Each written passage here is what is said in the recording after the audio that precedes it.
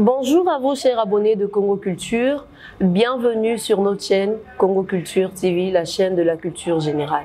Aujourd'hui, je vous présente l'émission Le livre et son auteur avec un jeune écrivain poète qui émerge dans la littérature congolaise. À vous de suivre dans quelques instants. Merci. Bonjour, monsieur l'écrivain. Bonjour, cher journaliste. Comment vous allez? Oui, ça va et vous? Je vais d'abord bien. Aujourd'hui, nous avons fait la découverte de vous. Ouais. Vous êtes un écrivain poète. Nous voulons savoir qui vous êtes. Qu'est-ce que vous faites? Comment vous avez débuté cette carrière en fait? Alors, nous allons d'abord suivre votre biographie. Qui est Didier Messi Leleka? Né en République du Congo, dans la ville de Brazzaville, Didier Messi Leleka est un écrivain poète nouvelliste. Fils du feu Leleka Didier et de Maswamana Sita Lydie Jasmine. Il a fait ses études primaires et secondaires au collège Saint-Pierre-Claver de Huesso. Après l'obtention de son brevet d'études du premier cycle, il est admis au concours d'entrée au moyen séminaire Saint-Jean-Apôtre de Kisundi, dont il a été le major de sa promotion avec une moyenne de 16,15. Après son admission au baccalauréat, il poursuit ses études universitaires au Grand Séminaire international Monseigneur Georges Firmin Singa de Brazzaville. Lauréat au Grand Prix Bendele du premier jeune écrivain du département de la Sangha, Didier Messi Leleka est co-rédacteur du grand projet interafricain dénommé Rationalité Bantou, co-rédacteur du journal catholique international dénommé Dieu avec nous, co-rédacteur du magazine international Golden Mag, membre de l'UNEAC. Didier Messi Leleka est aussi représentant de la musique au niveau national. Auteur de plusieurs textes poétiques, dont les plus illustres sont Ubuntu sacrifié, Aube nouvelle, Je suis un enfant de la rue. Merci. Quand avez-vous débuté votre carrière? Ma carrière dans l'écriture a commencé, je dirais, au moyen séminaire Saint-Jean-Apôtre de Kisundi. Voilà. Si je m'étais inspiré d'un ami, un frère qui avait écrit un texte à sa maman, à sa mère. Et moi, quand j'avais lu le texte, j'étais tellement stupéfait, je me suis dit, est-ce qu'un jour, moi aussi, je pourrais faire une chose pareille? Et à partir de là, je me suis dit, après, je dois écrire. Ah bon? Et je me lance, mais c'était pas trop ça. Et après, bon, Dieu a fait grâce. Il m'a donné cette passion-là. Ah bon? Mais vous avez déjà écrit combien de livres au total? J'ai pas encore écrit de livres, mais comme vous l'avez souligné, je suis un écrivain poète. J'ai déjà produit des textes poétiques. Des textes poétiques dont je peux citer quelques-uns, tels que Aube nouvelle, Ubuntu sacrifié, Je suis un enfant de la rue, voilà, Sur la route de l'amour. Et comment avez-vous vécu vos premiers pas dans l'écriture? Je dirais mes premiers pas dans l'écriture n'ont pas été premièrement faciles, parce que déjà toute chose au début, elle est difficile.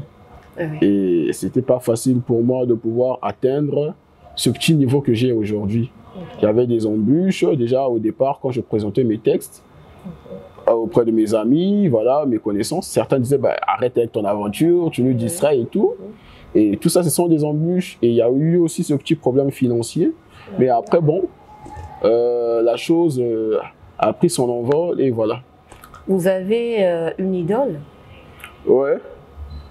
Pour moi, la personne, en fait, je dirais l'écrivain qui m'a plus inspiré, voilà, c'est l'abbé Nel Bati.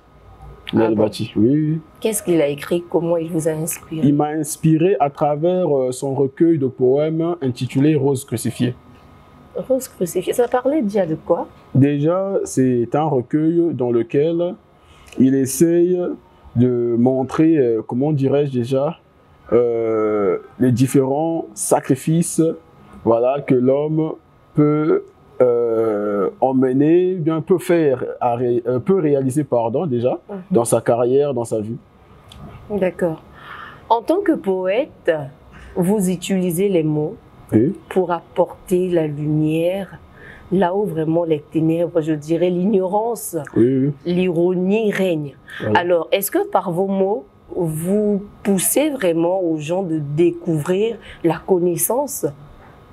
Oui, je dirais... Quelque chose qui est caché, mais par vos mots, vraiment, le lecteur arrive à découvrir. En fait, l'idée, ça peut être quelque chose qui est caché, enfoui, mais lorsque vous écrivez, le lecteur se sent vraiment, oui, ce lecteur, cet écrivain vraiment a touché là où il fallait.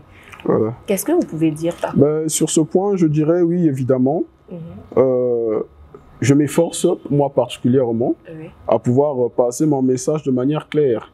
Il sied de signifier que je suis un écrivain, un poète moderne. Je fais de la poésie voilà, moderne au détriment de celle de nos anciens, voilà, nos prédécesseurs, comme des grands tels que des Victor Hugo, voilà, des Pierre de Ronsard et tout, qui ont fait des poésies classiques. Or, en ce moment, au siècle où nous sommes, voilà, il faille écrire des textes compréhensibles pour tout le monde. Voilà, et moi, c'est cette lignée de pensée que je me suis donnée, que j'écrive pour tout le monde, pour toutes les classes en fait. Voilà, que toute personne qui lira mon texte puisse facilement trouver le message que je passe. Parce que le poète, c'est celui, il écrit, comme vous avez dit, pour apporter de la lumière. Il écrit pour guérir. Il écrit pour penser les plaies. Il écrit pour dénoncer. Il écrit en fait pour sortir l'homme de son gouffre antisocial. Voilà, de sa pensée assez ironique. De son silence également. Voilà, c'est ça. Donc je dirais, moi j'écris facilement, que ma plume soit prosaïque pour tout le monde. Ah, mais quel est le fond de votre pensée sur le poème de Sacrifié?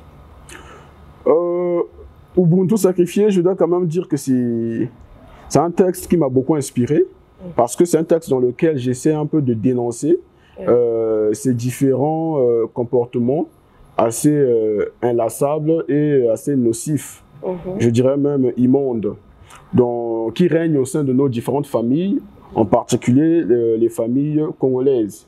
Parce que l'unité familiale devient, je dirais même, un tabou. C'est-à-dire un tabou au niveau du peuple congolais, parce que vous allez voir, X et Y sont nés d'un même père, mais ils ne s'entendent pas. C'est-à-dire, aujourd'hui, devenus adultes, ça devient des problèmes de conflit générationnel. Voilà. Et pourtant, quand ils ont grandi, ils étaient là, ils mangeaient tous dans la même assiette. Mais aujourd'hui, devenus grands, il n'y a plus cette unité-là, c'est cette division qui s'est totalement, comment dirais-je, installée, premièrement dans les familles et dans les cœurs. Dans les cœurs. Et l'unité familiale, je dirais, c'est quelque chose que la famille africaine congolaise doit pouvoir essayer de repenser. Nous, les Africains, on doit repenser cette question de l'unité familiale. Et comme je dirais, c'est quelquefois, c'est aussi un enjeu de sous-développement pour nous, les Africains. D'accord. Vous pouvez reciter quelques strophes de ce poème? Bah, pourquoi pas. Déjà, j'ouvre mon texte avec ces mots dont je cite chacun, certains parmi nous, pardon, ont grandi comme si, comme ça, mêlés à nos cousins, à nos frères, à nos sœurs. Dommage, désormais, devenus adultes, on ne se parle plus, on se sent divisés.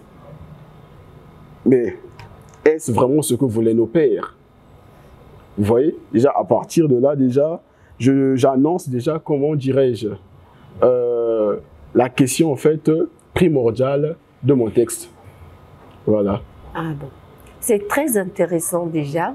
Mais dernièrement, on vous a suivi à Zola, vous étiez là entouré des autres écrivains. Oui. Vous avez parlé du réveil à l'éveil de la pensée africaine. Oui. Est-ce que vous pouvez encore y revenir un tout petit peu sur ça? Oui, oui. En fait, du réveil à l'éveil de la pensée africaine, c'était, en fait, c'est le thème de mon ouvrage intitulé Mémoire d'Afrique. Et c'est un ouvrage qui est déjà prêt, que je n'ai pas encore sorti. Voilà, j'avais fait la présentation de mon projet de publication. Pourquoi j'ai choisi ce thème du réveil à l'éveil de la pensée africaine? Parce que moi, déjà, en tant qu'écrivain, je considère la pensée africaine comme étant somnambule. Pour moi, je me dis que la pensée africaine, elle est debout, mais en même temps, elle dort. Et d'où, c'est dans cette perspective que j'ai écrit, voilà.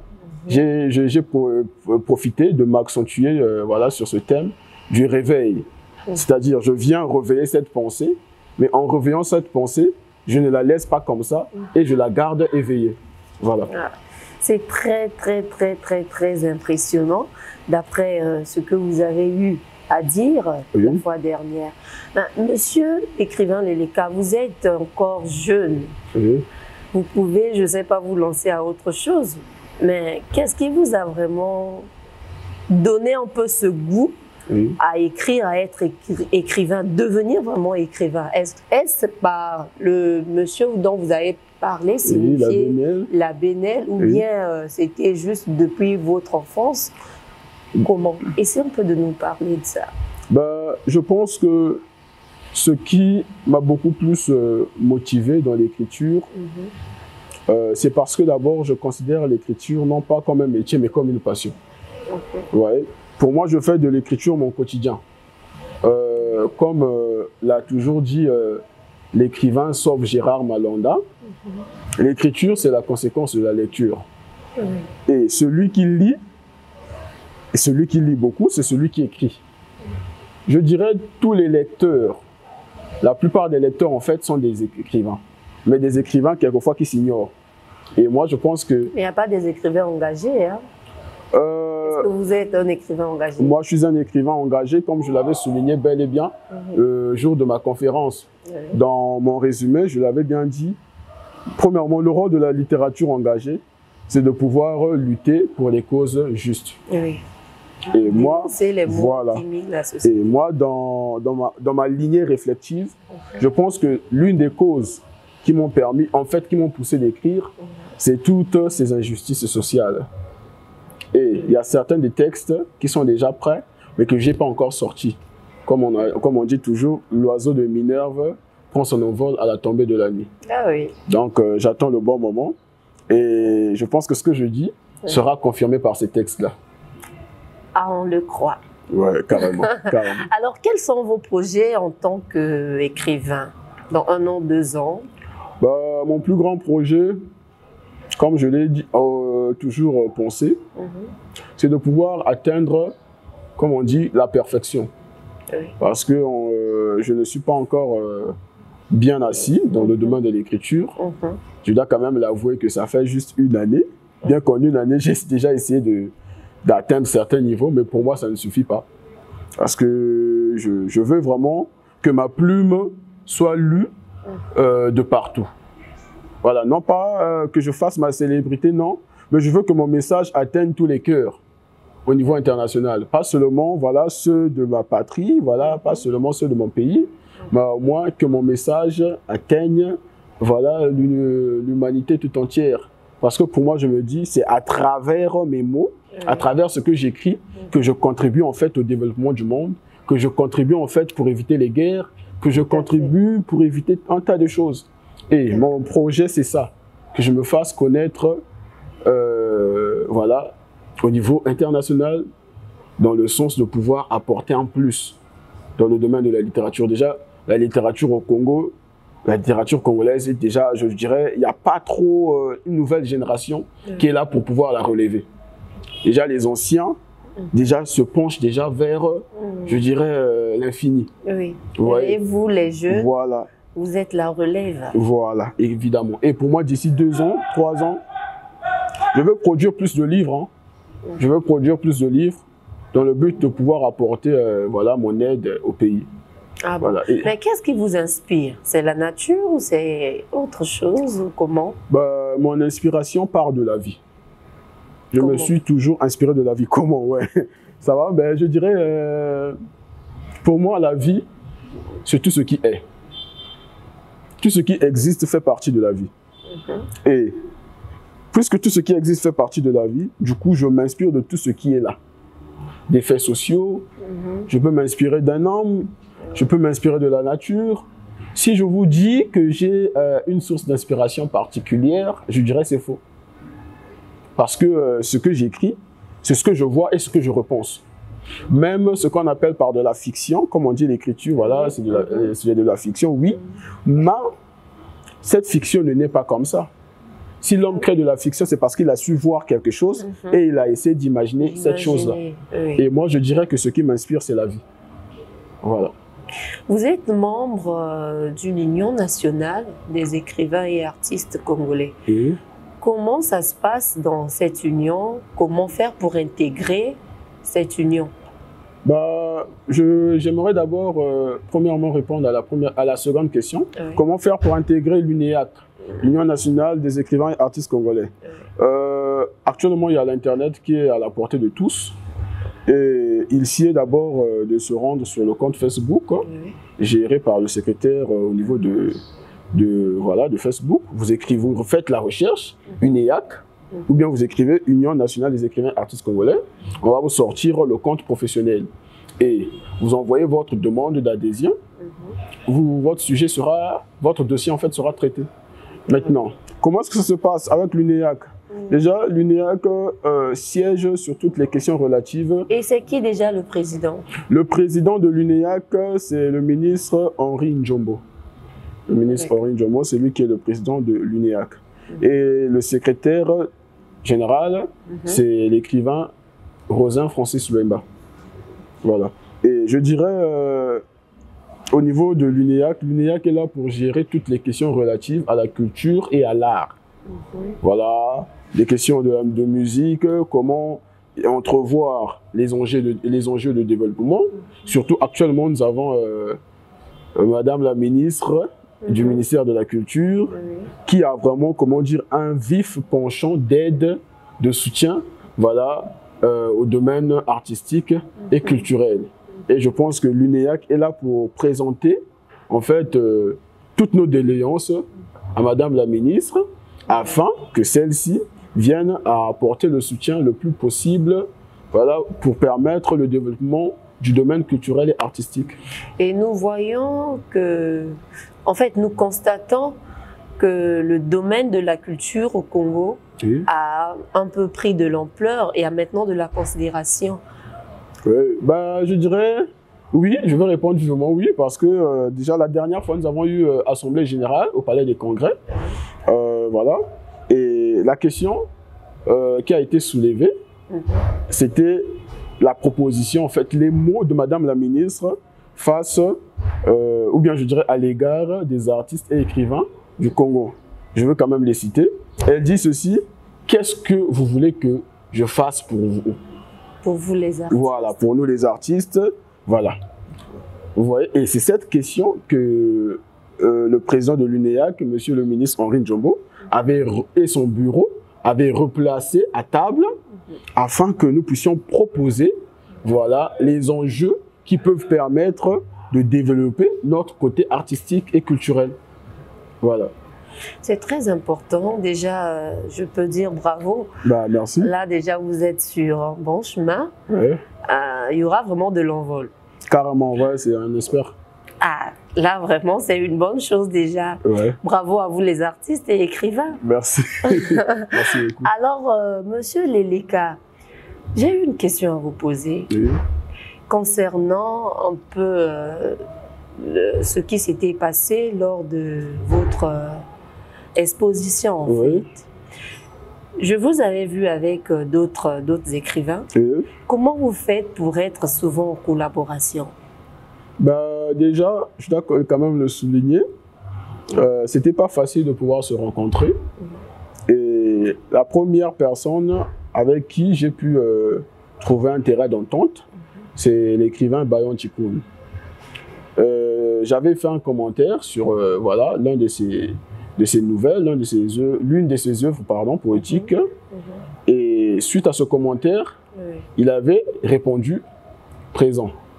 Et on a essayé de garder le contact. Et après, on s'est familiarisé avec Bayonne et tout. Et c'est par Bayonne que je ferai la connaissance de Gloire Bonazebi. Et par Gloire Bonazebi, voilà, on a gardé le contact. Et on s'est familiarisé une fois de plus. Et nous avons, les trois, nous avons donc accueilli Julien Okeri. Et Julien Okeri, d'où on a formé notre, comment dire, notre petit groupe avec l'écrivain Sauve Gérard Malonda, qui est, je dirais notre professeur, hein, c'est lui notre formateur, mentor. Voilà, notre mentor, parce que nous faisons des ateliers d'écriture avec lui. Ah, bon. Voilà, c'est lui qui est là pour nous guider, voilà, c'est lui qui nous apprend le métier, je dirais. Voilà, c'est un peu ça. Alors, quel conseil donneriez-vous à ceux-là qui sont vraiment dans ce domaine? Ils ont un peu le goût de l'écriture, mais ils ne savent pas comment faire, comment y procéder. Quel conseil donneriez-vous à ces jeunes? Je dirais, le premier conseil, c'est de ne jamais baisser les bras et de d'abord croire en vous. Ça, c'est le premier conseil. Oui. Parce que ne pas baisser les bras, croire d'abord en soi-même. Croire en soi-même, croire en soi-même. Et le deuxième conseil, c'est de s'efforcer de trouver, comme on dit, les aînés. C'est-à-dire ceux qui nous ont précédés dans le domaine. Oui. C'est la première, c'est ça la porte d'ouverture. Voilà. Sans un aîné, un jeune écrivain ne peut pas s'orienter seul. Et c'est comme ça dans la vie. Donc, c'est d'abord trouver un aîné qui va d'abord te montrer les possibilités. Et après, bon, voilà, tout est bon. Donc, il faut laisser de l'orgueil aussi. Hein. Ouais, mais... Ils sont orgueilleux, ils se disent, non, je sais, je maîtrise tout déjà, je peux aller seul. Mais l'orgueilleux finit toujours dans le gouffre. On le dit clairement, l'humilité précède la gloire. Ah oui. Il faut se faire humble, voilà.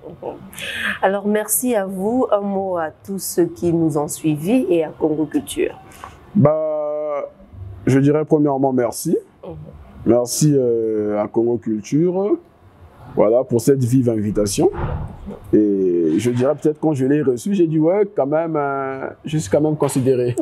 Voilà, oui. Merci. Et un grand merci, je dirais au directeur qui gère voilà, la chaîne. Oui. Et un grand merci à toutes ces personnes qui me soutiennent de partout. Voilà, l'association Laka Kacho Pasembe, l'UNEAC, voilà, la famille, et voilà, un gros bisou à vous. Merci à Pépé Gabriel Niasoamana, surtout pour tous tes conseils, je les tiens tant à cœur.